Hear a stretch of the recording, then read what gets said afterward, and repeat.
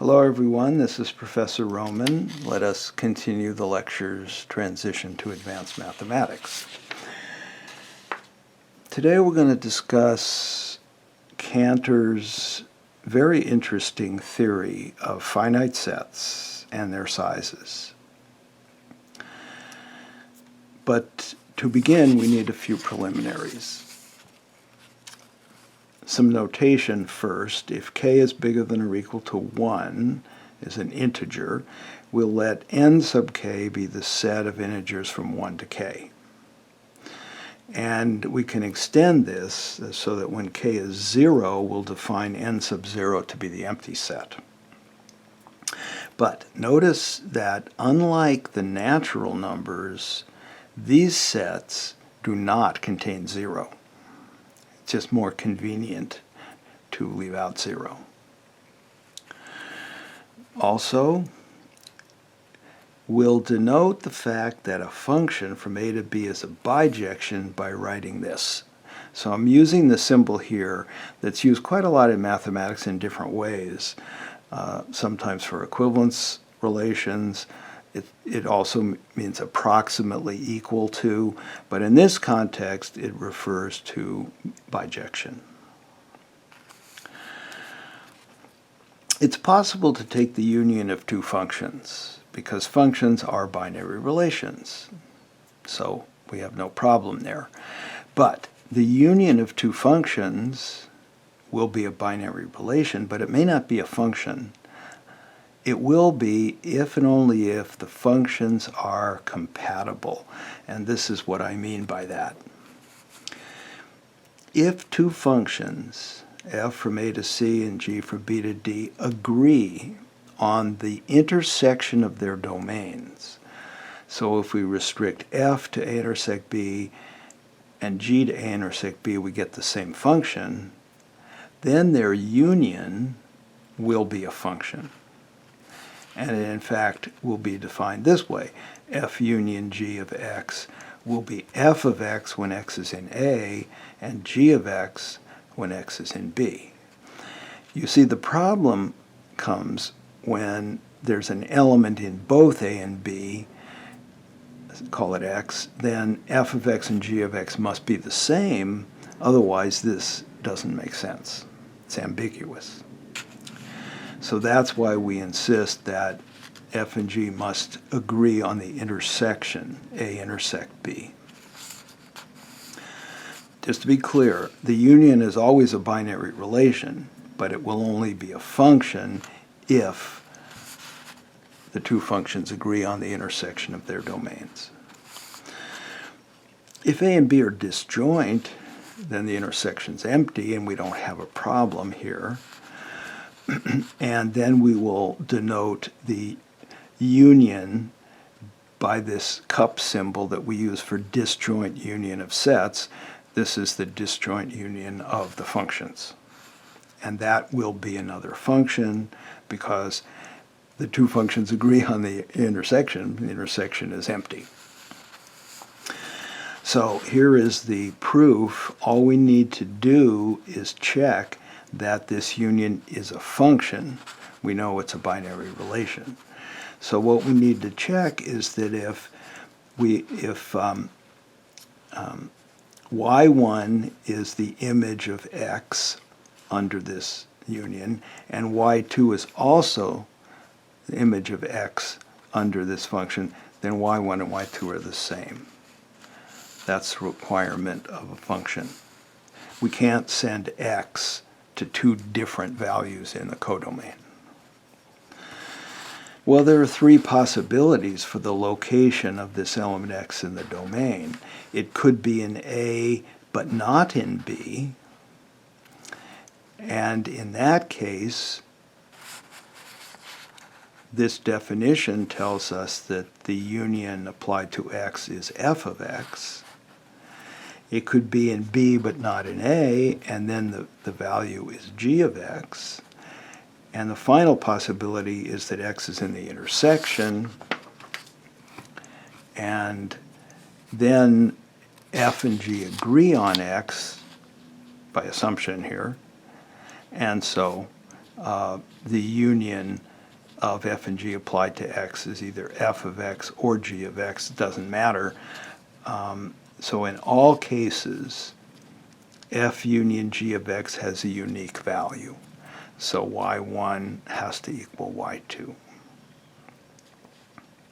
And this would certainly fail if there was an element x in the intersection and the functional values were different.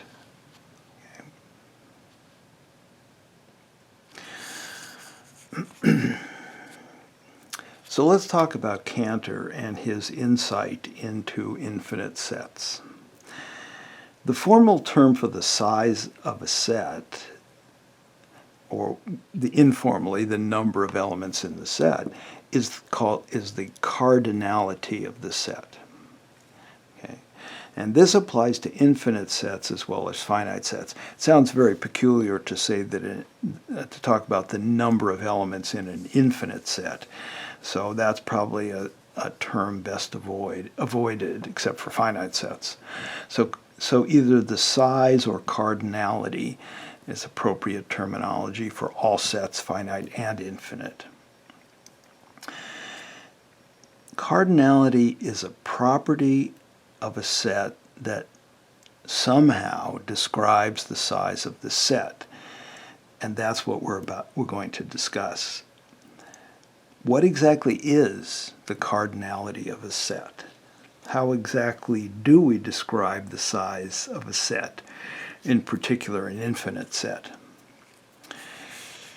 Well, first of all, cardinality, like everything else in mathematics, except for the proper classes, everything is a set. So the cardinality of a set has to be another set. Okay. In fact, the cardinality of a set is defined to be a special type of set known as a cardinal number, or simply a cardinal. So it's the cardinal numbers, which I have yet to define, the cardinal numbers or the cardinals that function in the capacity of describing the size of sets. There are two kinds of cardinal numbers. Finite cardinals, those are the cardinalities of finite sets, and infinite cardinals, which are also known as transfinite cardinals. These are the cardinalities of infinite sets. So, what exactly is a cardinal number? Well, the finite cardinal numbers are just the natural numbers, so that's going to be easy. The transfinite cardinal numbers are rather complicated as sets, and I'm not going to be able to give you a precise formal definition of cardinal numbers. We could do that, but it would take us rather far away from the intended purpose of this course. It would be rather abstract.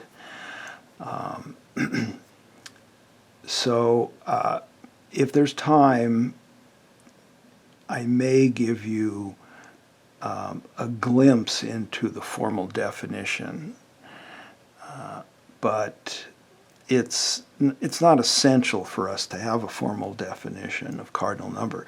The fact is that you can work with the concept of cardinality without a formal definition, just elementary things, and it works. It's just fine.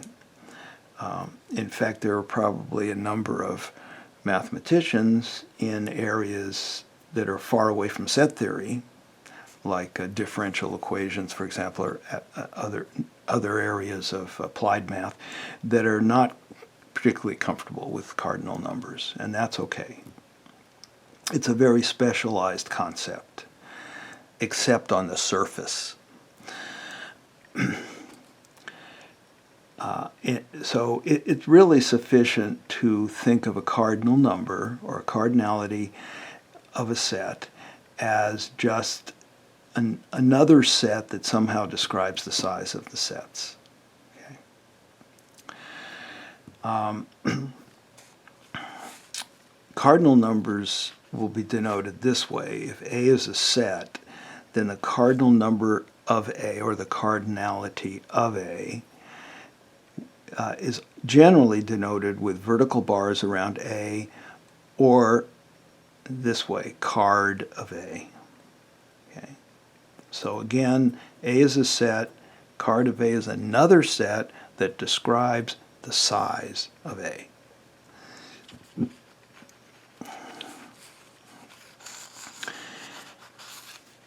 Cantor developed the theory of cardinality in the late 1800s.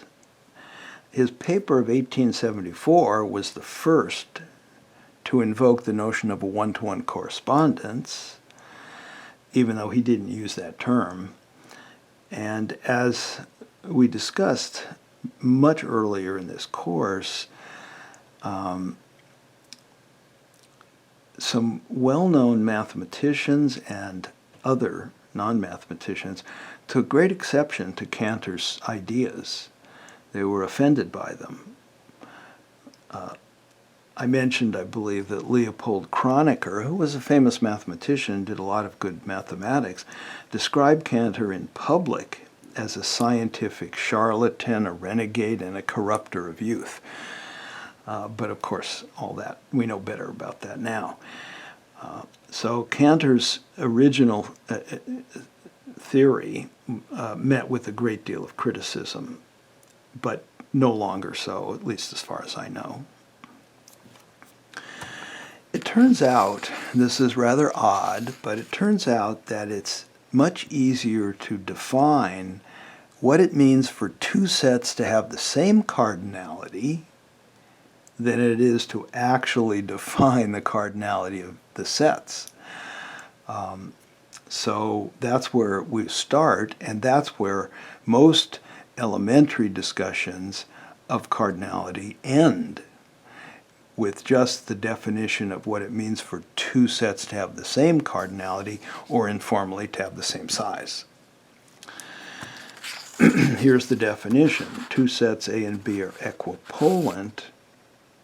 Another term is equipotent or equinumerous, or we just say have the same size or have the same cardinality. It all means the same thing.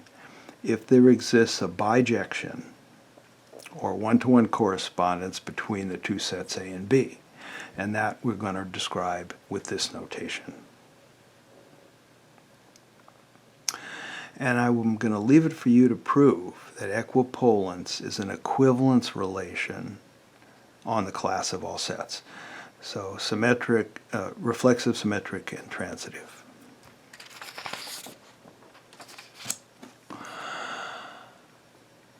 Now, if you were to ask a layperson, a non-student of mathematics, if the set E of even natural numbers and the set N of all natural numbers with the same size, the answer would probably be no, or maybe that's ridiculous, or maybe even don't bother me, I hate mathematics. I've heard that many times before.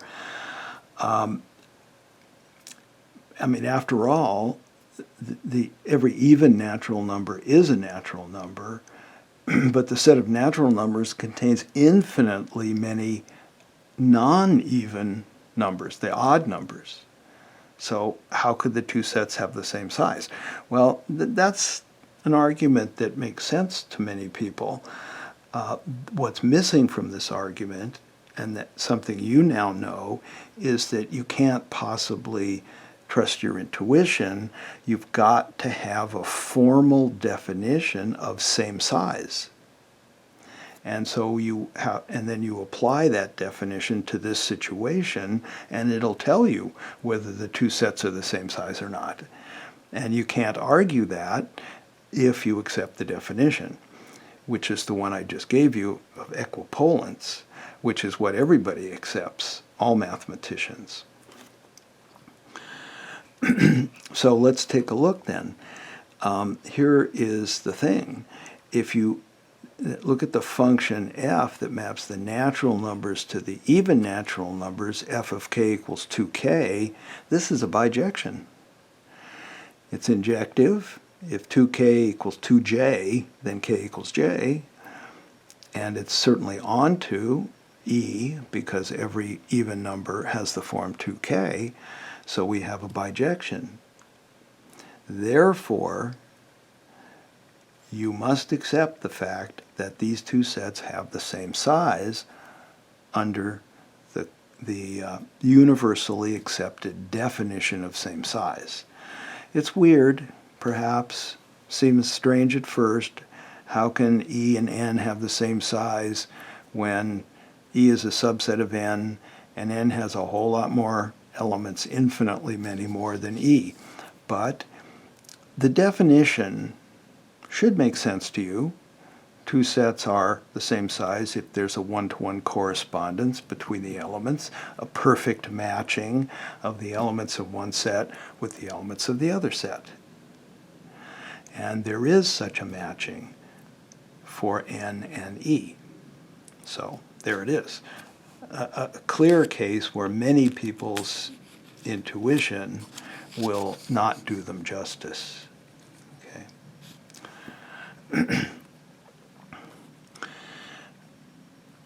So another example of equipolence, the sets N, the natural numbers, and Z, the integers, are equipolant. We can construct a bijection between the two sets. Here it is informally: 0 to 0, 1 to -1, 2 to 1, 3 to -2. So across the top, we've got the natural numbers. Across the bottom, what we do is we alternate. Start with 0, then alternate. -1, +1, -2, +2, -3, +3. This goes on forever. That is really the point. Because these two lists go on forever, we have a perfect matching. And so this is more formally the way you would define a bijection from N to Z. Call it G. G would take the even numbers, 2k, to the negative integers, but by half. So 2k goes to -k, and the odd natural numbers, 2k plus 1, will go to k. So here it is in a different format, and I'm going to leave it to you to formally prove that that's a bijection. Here's another one. The set Z plus of positive integers, also positive natural numbers, and the set Q plus of positive rational numbers are equipolant. There is a famous argument to prove this called Cantor's diagonalization argument. And here's the way it goes. To find a bijection from Z plus to Q plus, we write down these quotients. 1/1, 2/1, 1/1, 1/2, 1/3, 1/4. So across the first row, denominators are all 1.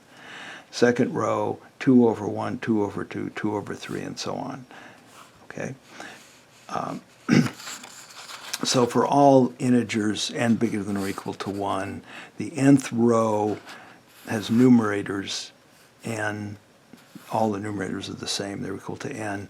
The nth column has the same denominator, n. Okay. So all the positive rational numbers, all the members of Q plus, are in this table, but with duplications. Major duplications. If you look along the diagonal, the infinitely many entries on the diagonal are all equal to 1. So there's a lot of duplication, but that's okay.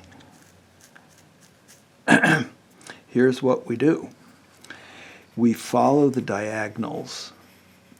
That's why this is called the diagonalization argument. So follow this line here through the table. And as we encounter elements in the table, we check to see if we've already encountered that rational number If not, we assign it to the next natural number. Did I say that right? We check to see if we've encountered that rational number already. If not, we count it. So we would go 1, 2, 3, 4, skip this 1, 5, 6, 7, 8, 9, back wrapping around again here. When we come to this, we skip it because we've already got it. This one we've already got, it's 1/2. So we continue and we just count. Count but avoid duplicates. Don't count anything twice. And that is a bijection from the positive natural numbers, because we start the count at 1, to the positive rational numbers. Well, that's by far the most common argument given for the bijection between z plus and q plus.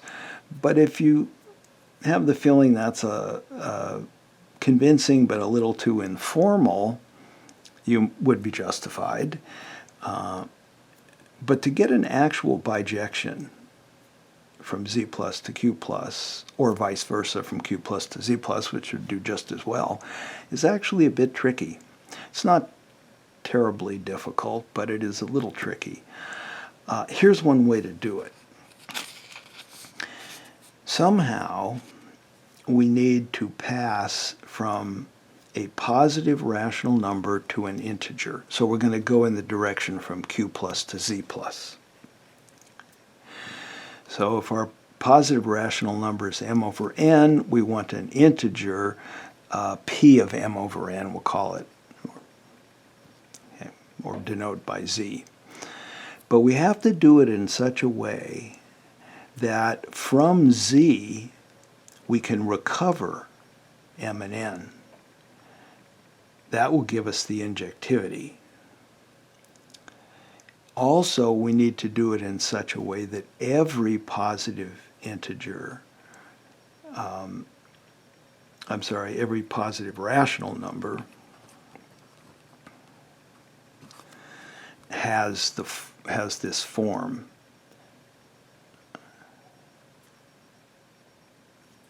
No, I was right. Positive integer. Some days are like that, you know. It's okay. So we're going from rational numbers to integers. We want to do it in such a way that every integer is targeted by a rational number, so we have surjectivity. Okay. Well, the first step is to deal with the problem that every positive rational number has infinitely many representations as a quotient. So that's an easy problem to deal with. Every positive rational number has a unique expression of this form if we require that m and n be relatively prime and that m and n be positive. That avoids -1 over -1, for example. We want both numerator and denominator to be positive, and we want them to be relatively prime so that m over n is reduced to lowest terms. Every positive rational number has a unique expression in lowest terms where the numerator and denominator are positive. So from now on, that's the only way we'll write a rational number. Now we can define a function p from q plus to z plus as follows. Each of the relatively prime positive integers m and n, the numerator and denominator, can be written as a unique product of positive powers of primes. We can't control the order of the product, so that's uniqueness up to the order of the factors, but we don't have to worry about that. We can always order them if we feel like we need to, by the size of the primes, but it doesn't really matter. Okay, so we can write m this way, and we can write n this way, where the p's are primes, the q's are primes. Okay, and the exponents are all positive. If there's any zero exponent, we just leave that factor out. And also, since m and n are relatively prime, the p's are all different from the q's. Now we can define our function this way. P of m over n, again this is lowest terms, m and n positive, is this product. We've taken all the primes from m, p1 through pu, and instead of maintaining the exponents a1 through au, we doubled them, and I'll explain why in a minute. And we took the product of the q's. We also changed the exponents. b1 through bv became 2b1 plus 1 through 2b1 plus 2bv plus 1. I ran out of convenient letters, so I had to use u and v, which I don't generally like to use as indices, but that's the way it went. The reason for changing the exponents is so that we can tell which exponents belong to m and which belong to n, because now the exponents of the powers that belong to m are even, and the exponents of the powers, the prime powers that belong to n, are odd, so we can, in effect, reverse the process. We can recover m and n from this product. We look at the, we take our integer, we write it as a power of primes, and we separate the odd exponents and the even exponents. Okay, so here's how it goes. We want to show that this function is bijective. Okay. First, note that every positive integer, call it alpha, can be written as a product of distinct prime powers. So the r's are prime here, and the last index is w. Then we can group the prime powers based on the parity of the exponents. So that would look something like this. We would have prime powers with even exponents separated from the prime powers with odd exponents. So the s's and the t's are all of them are r's. Okay. Now when I compare this with our definition of p of m over n, we can see that alpha is p of m over n precisely for this m and this n. I've gone back to the original exponents. So halve the even exponents and subtract 1 and halve the odd exponents. So if I take p of this, I'm going to get this. Okay. And this is the only rational number that will produce alpha by application of p. So p is in fact a one-to-one correspondence, or bijection, from q plus to z plus. This may take a few rereadings. I did say that this would be a bit tricky. It's not deep mathematics, it's just prime powers, but it's a little subtle to figure out just how to maneuver this so it'll work, this business of the exponents and so on. And this is probably why in most elementary books you see the Cantor diagonalization argument and you don't see this. Okay. Let's go on to another example. The set n of all natural numbers and the set q of all rational numbers are equipotent, and we can use what we just proved for this. We already know that z plus and q plus are equipotent, so we do know there is a bijection from z plus to q plus. It would be the inverse of the bijection we just created, in the previous example. And from this function f, this bijection, we can produce another bijection from z minus, so the negative integers, to q minus, the negative rational numbers, by g of negative 1 is the negative of f of 1, g of negative 2 is negative f of 2, and so on. Or in general, for a negative integer z, we change its sign to get a positive integer, we apply f, and then we change the sign back, because we want to end up with a negative rational number. This g is injective because f is, and you can check that for yourself. And as z ranges over all the negative integers, negative z ranges over all the positive integers. And so when we apply g to the entire set of negative integers, it's g of little z for z a negative integer. This is by definition of g equal to this. And as z ranges over the negative integers, negative z ranges over the positive integers. So this is negative f of z as z ranges over the positive integers. But as z ranges over the positive integers, f of z ranges over the positive rational numbers. We stick a minus sign in front of every one of those, a negative sign, we get q minus. So g does map this set, the domain, onto the codomain. So it's a surjection. That could have been simplified in a way or made more elegant just by writing this. Okay. Now, the domains of f and g is gotten by flipping f around a little bit with negative signs and stuff.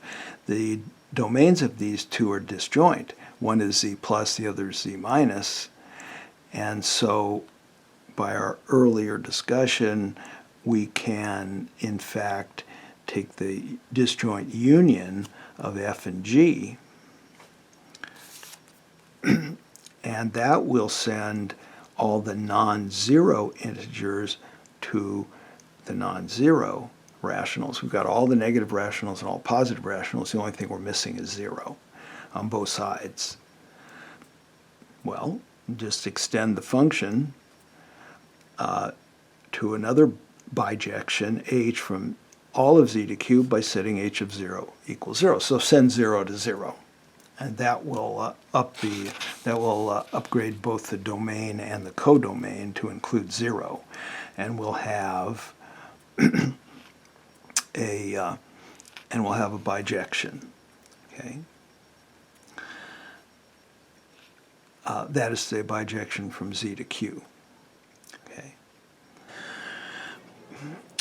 Any two non-empty open intervals, a, b, and c, d, on the real line are equipotent. And if you look at this figure, you can see how to form a bijection from the open interval AB to the open interval CD. It's just a linear function whose domain is AB and whose codomain and image is the interval CD. This also works for the closed intervals. So the closed interval AB and the closed interval CD, any two closed intervals, as long as they're non-trivial, in other words, A is less than B and C is less than D, are equipotent. If they're both trivial, then they reduce to singleton sets and they're still equipotent, but if one's trivial and the other's not, then they're not equipotent.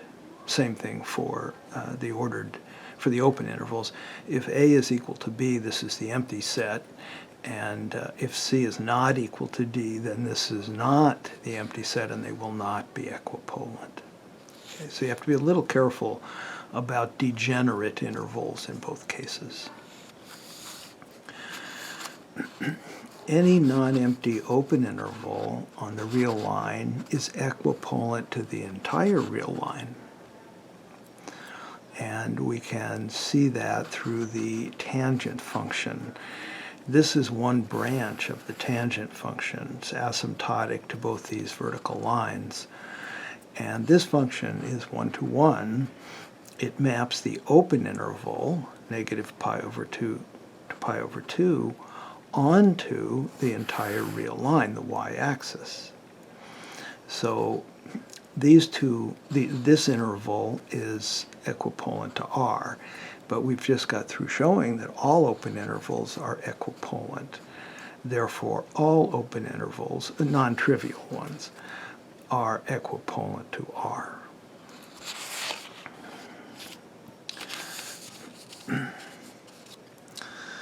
The natural numbers n are not equipolant to any of these sets n sub k.